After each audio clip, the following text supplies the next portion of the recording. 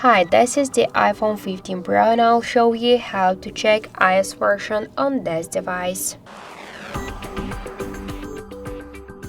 So to check the iOS version, you should open first the settings and then tap to the general options to general section.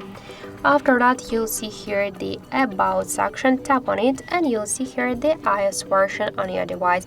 The currently iOS version on my device is the iOS 17.0.